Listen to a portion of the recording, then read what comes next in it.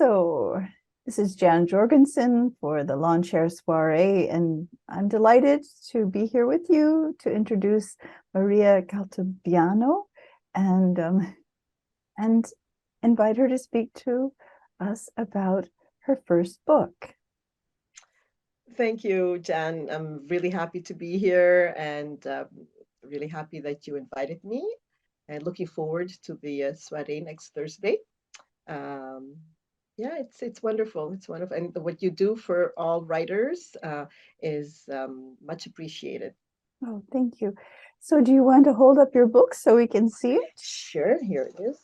Well, now it's got little bookmarks of my poems that I've chosen for the um, and the cover is detail from one of my husband's paintings. Oh, Um, wow. yeah, so yeah, there it is. Um, It's beautiful. yeah, I'm happy with it. They did a good job, Guernica Editions, and the designer did a wonderful job. Really pleased. Oh, that's lovely. Did he do the painting behind you as well? No, those are my paintings. 'Cause I paint as well. Oh, how marvelous. That's really Yeah, marvelous. maybe I could scroll up a bit. No, Oh, uh, wow. yeah, there. I did a couple of paintings, um, but then I was always painting in his studio Okay. when he was painting, so that he would give me little um, um, guidelines and ever since he's gone, I haven't painted yet. But the yearning is there to do it, and maybe I'll contact some of his painter friends, and they've offered uh, to paint with me. I always feel I paint best when I'm painting with someone who knows better what they're doing. Okay. Okay. So you work with paint and you also work with words. Yeah. Yeah, yeah. I find they are very closely related in many ways. Actually, many of the images from my book come from uh, the world of the visual arts. Um, yeah, I would have enjoyed painting as well as writing, but at some point, you kind of have to make a choice because time is so limited. You have to really say, okay, where do I feel my soul is drawn to more? Mhm. Um, and it was writing, so that's where I decided also to go back to university and get my degrees in literature and creative writing at Concordia. Oh my. So how long have you been writing poetry? I've been writing poetry since I was maybe 12. Uh, I think that back then I didn't know it was poetry. It was mostly diary entries. Mhm. And then after that, they became journal entries. And then once I started university, I started seeing that they could become poems. Ah, So I started fashioning what I had already written into poetry. Of course, I kept them in drawers and never felt confident enough to send them out to publishers. Until after my husband passed away, I kind of had an excuse to do something with them. And I figured I would do this for him. mhm. Somehow I like doing things for other people instead of for me. Yes, So yes. I said, well, this is for him. And I really, at that point, it pushed me to focus and Okay. put the manuscript together and send it out to Guernica. Um, After which my editor, Ilana Wolf, a wonderful writer herself, poet, um, suggested that I start sending some out. So you need some credits on your book. Okay. So at that point, I started sending them out, and it was wonderful. The response I got, I said, "Wow, this is addictive." I said, "No, I like this." Oh, nice. So I kept sending poems out, and they kept being accepted on ebooks and in chapbooks and mostly what are they called anthologies.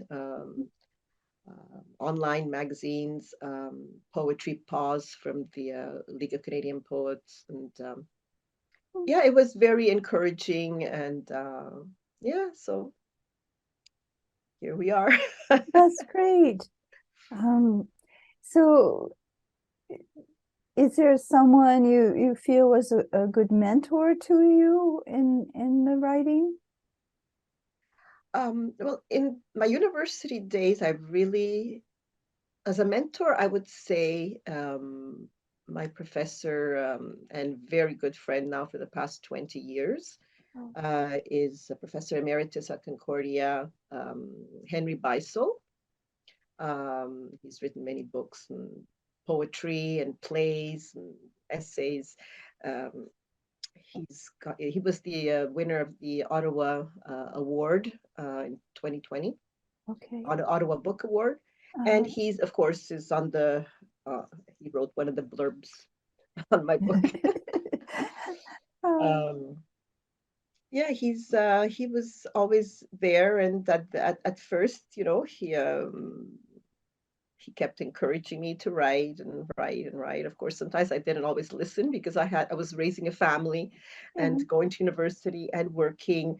And for me, writing poetry especially does not come too easily. I find that for me, it's writing poetry is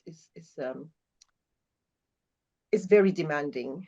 Um, Oh, it- you know, I mean, I admire those poets that could really do it quickly. And I see some of them publishing a book almost every year, and I say, wow, all the power to them. yeah. um, yeah, but he was always, and towards, just before I published my book, I sent him the manuscript, and he was very supportive, gave me a lot of advice, and yeah, so I'm really thankful to him and his wife Arlette, who offered to proofread it. Oh, lovely. Yeah. And yeah, she's an artist herself, visual artist. And of course, she recognized all the imagery from the visual arts. So yeah, it was really wonderful working with them and having them as very good friends. Oh, lovely. So I think in closing, maybe what I'll do is ask you to share a poem. Would you like to? Sure, sure. Um, okay, here we go. I don't know how much time we have, so I don't know which poem to. Do I read a really short one or? Just pick one. It doesn't matter how long. Okay. Okay. Well, since we've been speaking about the visual arts and the imagery from the visual arts, I guess I'll read the Retrace. I'm just going to turn on the light here because I think the light in this room is not that great. It's not much better. Okay, well that's better. Okay. This poem was born out of a day when I walked into my husband's studio where he used to paint, and I just sat there and I just felt so forlorn, and the place seemed empty until I started to look more closely. Retrace. His studio, now empty of his form, empty of the sensuous scent of sandalwood, his cologne, empty of his cigarette smoke.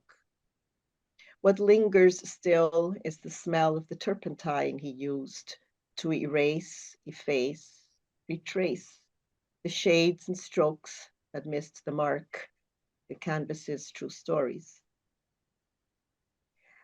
There's cranes poised to build on sand in an infinity of desert yellow. In another, a stark white apple core on a golden candlestick next to a bowl of flawless fruit. There's a child in light blue fleece looking away, her golden hair tied at the nape, spiraling down her spine. We cannot see her face. We only see her facing a monochrome dream. Rosewood walking sticks, canes, marking a groundless path winding to nowhere, or perhaps within. A strip of sky stretches across the shawl. In its frayed fringes dangles the dance. I stroke the edges, grit and grain of these and others, huddling, stacked against the wall with prizes and such. My eyes vagabond across the room, perch on two lone jack pines in a storm on his easel, seaweed green, blood, and black, the one he didn't get to finish, though wonderful to me. I wrapped the room around myself, full of what I thought was empty. Oh, it's beautiful. Thank you. Thank you, Thank you Jen. so Thank you. much. It's my pleasure. My pleasure. I look forward to the soirée. Oh, I can't wait to hear more poetry. And I can't wait to buy your book. Well, thank you so much, Jen. Thank you. Okay, Thank you. Have a wonderful weekend. you too. And we welcome everyone to join us on Thank you. Thursday evening. Yes, Yes. come join us. It's going to be wonderful. Bye bye. Bye-bye. Bye.